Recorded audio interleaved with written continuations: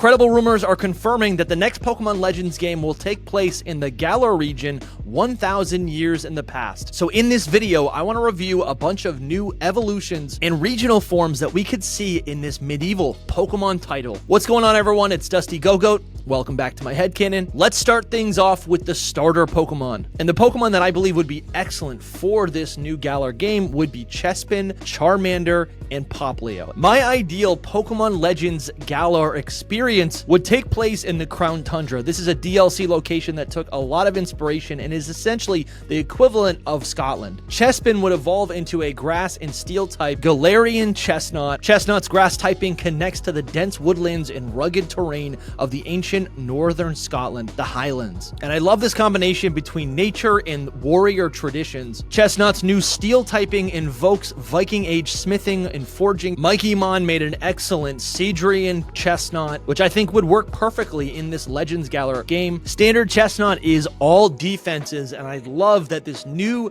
regional Chestnut goes on the offense. Again, this is our first medieval Pokemon experience, so trainers who choose Charmander as their partner would, of course, end up with a fire-breathing dragon. This new Galarian Charizard would be fire and dark type, representing a raw primal energy. This Charizard design is so powerful, it's actually by my friend Hoops and Hip Hop. It's got red in its wings, and the flame on its tail extends all the way to the base of its body. What's cool is that this Charizard has a stronger alignment with the anatomy of a wyvern, where its arms and wings are now connected and have combined into a single pair of limbs. When you think of fantasy adventure, it is, of course, a fire-breathing dragon. And if you don't want to play with a dragon or warrior, instead, this ancient Galar region would need to be represented by a starter Pokemon that represents myth, magic, and cryptids. Popplio would evolve into a regional Primarina, becoming water and ice type. And this new Primarina, created by Emmy Arts, I believe perfectly represents the power of the ocean and a fusion of a bunch of different mythological inspirations, Celtic myth from Ireland, even Norse mythology.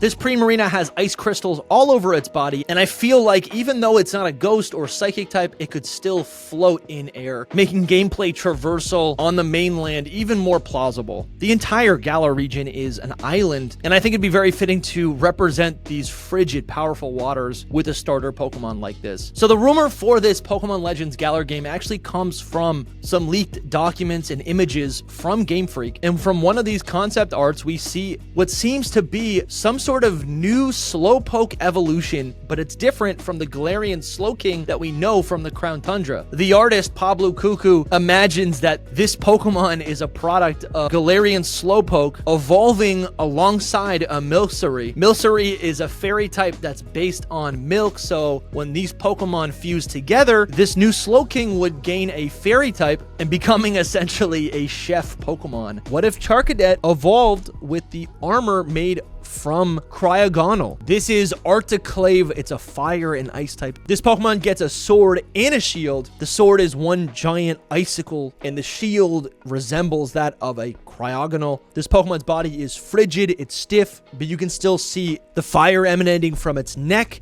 comes from its heart, which refuses to freeze and keeps it alive. Such a cool Pokemon. And I guess kind of on the flip side, Ondu region also created a pure fire type evolution for Charcadet. Calcinite is the natural evolution of Charcadet. In ancient times, due to the constant wars, soldiers forced Calcinite to wear armor and strengthen its combat skills. These armors corrupted its spirit. Gradually, its existence was forgotten. This is so cool because Calcinite essentially is the original form, the original evolution for Charcadet. Calcinite became extinct due to it being used as a Pokemon, a tool of war. And what we're left with in the Paldea region is a new modified version of Calcinite as Armarouge, or the Pokemon that's fueled by the fallen soldiers, Ceruledge. I'd be really curious to see if Charcadet in other Pokemon regions were able to evolve into something more pure like this Calcinite. So I remember one of the biggest rumors leading up to Pokemon Sword and Shield was the idea of us finally receiving a Dragon-type Eevee evolution to serve as a counterpart to the Fairy-type Sylveon. I mean, Dragons are central to British and Scottish mythology. Again, when you think about a fantasy region, it is typically based on medieval England, and there's always some sort of dragon present. And what's cool is that in British folklore, dragons aren't always represented as reptiles, but they're actually represented as shapeshifters. And Eevee's whole thing is that it evolves depending on what kind of Pokemon energy it's exposed to. So in a Galar region that takes place 1,000 years in the past, I think Eevee has a pretty good shot to evolve into a dragon type. Here's the design by my friend Cardinal. This is Drakeon, the dragon Eevee evolution. It's this beautiful blue and red coloration. They did like a full-on mock-up of what this Pokemon design would look like in-game. They say that this Pokemon has tiny wings on either side of its back and head. This allows it to float temporarily across small distances. We also have a design here by Ondu region, of course, where this Pokemon has this multicolored horn on its head. I could see that being the source of its dragon energy. Through its whiskers, tail, and mane, this Pokemon is very wispy, which communicates to me the elegance and the length of most dragons that are in my mind. There is even this slight suggestion of scaling. Honestly, for all of these, I would say Eevee could very easily evolve into this dragon type evolution with the help of a dragon scale. And my favorite dragon Eevee evolution is literally my goat. We've got Start Boy's Dragon Eeveelution. They've mocked up some concept art for this design. It's very simple. I like the star pattern in this Pokemon's eyes, also on its whiskers. You know, its hair just has some tufts on its ears. Very, very simple. There's a couple nubs on its head to suggest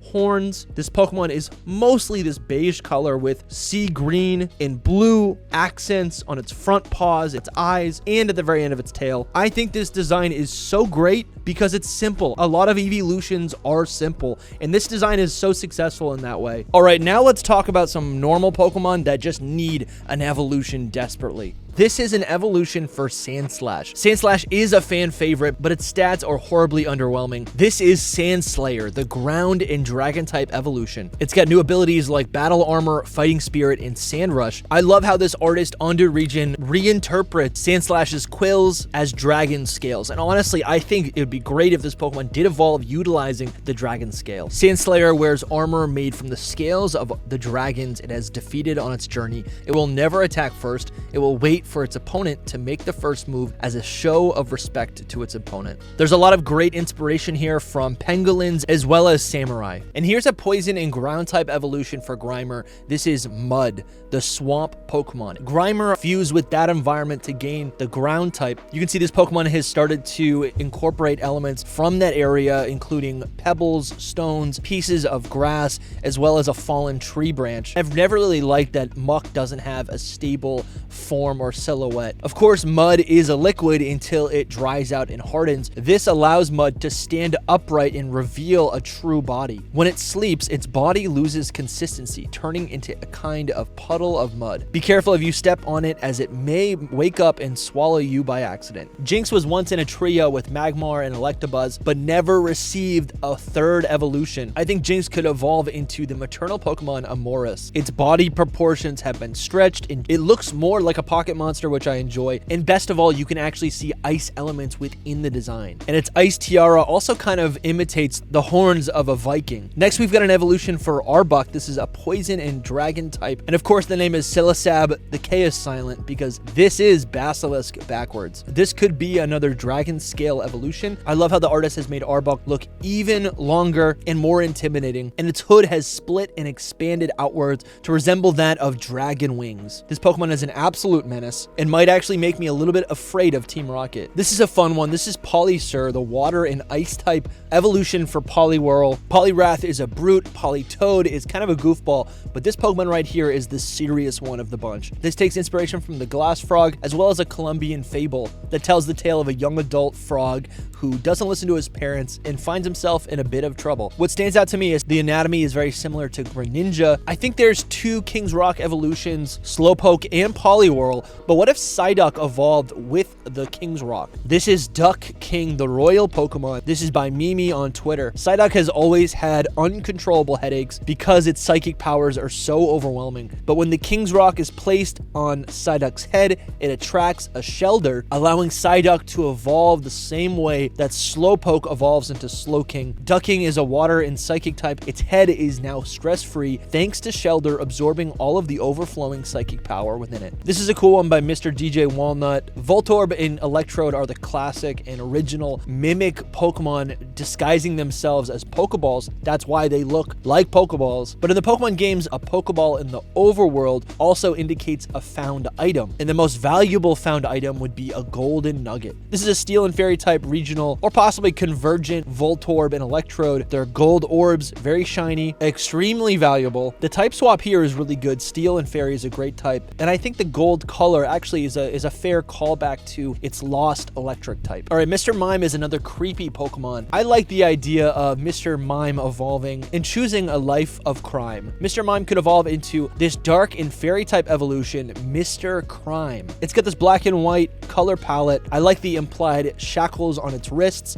It's got this mean demeanor, and the biggest indicator here for me for why this Pokemon is dark type is that rather than leaning on miming, this Pokemon gets its hands dirty and picks up actual weapons, actual objects, right? Which is against the entire philosophy behind miming and the miming code. Something that I love about the Pokemon world is the inclusion of baby Pokemon. There's a lot of Pokemon that seem like unruly beasts, and I can't imagine them popping out of Pokemon eggs. So while baby Pokemon are kind of useless, they do help me out with world building. And it turns out the only baby Pokemon to be introduced after Generation 4, that's like literally in the last 15 years, that's the Galar Pokemon Toxel in Generation 8. So I'm predicting we're going to be getting new baby Pokemon in this new Legends game. So here's a new baby pre-evolution for the Onix line. It's just a ground type. It's got a single horn that kind of functions or looks, I think, like a leash. You'd put a leash on a dog or a puppy, and the horn on its head is now moved back down to the top of its collar, and it's cute. But then I thought, let's get a little creative. Let's give a dragon type evolution to Onix. Onix is literally a sand serpent, a desert worm. But I want to let you know first that you can help support the creation of original Fakemon designs just like this one, the ones in this video and all the other videos on my channel. You can help fund the artists who create these Fakemon by becoming a Patreon supporter or by becoming a channel member right here on YouTube. Your support goes directly into the pockets of the artists who I commission for these designs, as well as the editors that help me make these videos possible. Onix and Steelix both learn a lot of dragon type moves naturally, so I commissioned Mamasart to create this ground and dragon type Onix evolution. I have not thought of a name yet, so let me know what this thing could be called in the comments. My favorite thing about Steelix was its massive jaw and head, so I kept that. There's also additional thorns or scales all the way down its rock body, and because it evolves with the dragon scale, I've incorporated this blue draconic